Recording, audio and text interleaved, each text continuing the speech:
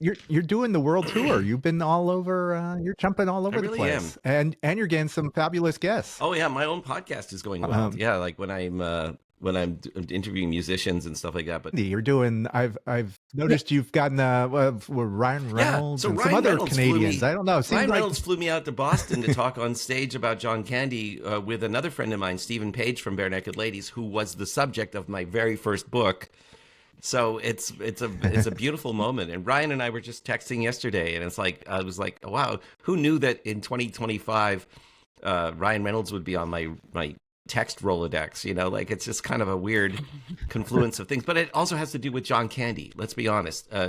By writing a book about John Candy, I've opened a whole portal to a symbol of fairness and compassion and empathy that it's bigger than my ego or whether Ryan Reynolds and I are texting. You know, I think we're texting about John, you know, so it's kind of cool. It actually seems like a perfect time for the world to hear more about John Candy. Yeah, I think you're right. I mean, do you want me to elaborate on that? Because I feel like I'm chatty. I'm really chatty. Yeah. But, No, I'd rather have you elaborate than me. That was just my feeling. I will say this. And fun fact, you are our guest, Paul. So yeah, okay. You're the guest, so go ahead. I don't want to dominate the jam, you know, like it's just so. But here's what's going on. Like so, again, I've made reference to the current administration in the United States, and then again, I don't want it to be a hugely political thing, but what some people have done in power have made empathy and compassion bad things. They portrayed them as bad things, anti-woke concepts and things like that.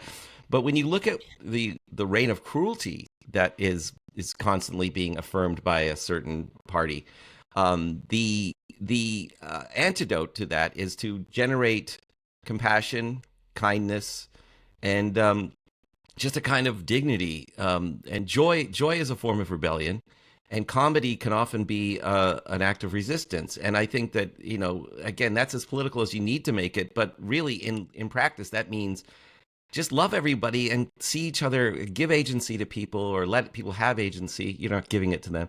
And then John Candy was this guy who did that. So 31 years ago, he passed away. But, you know, we're still remembering him because he was a guy who really did stand up for everybody, including himself, and made us laugh. But he also touched people because he had, I mean, use a heavy term, but emotional intelligence. He was a great actor with emotional intelligence who also did great comedy.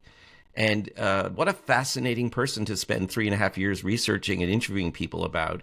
And so now I get to go out and talk about it all the time, and it makes me feel good. It makes me feel like I need to model those precepts.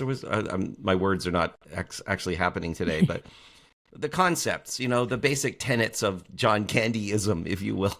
Not to start a religion here, but you know, I'm kind of honoring the man by trying to live more like him in some ways, you know, like just to be nicer to people, you know. And so how much fun is that to go around talking about, you know? So I'm having a good time.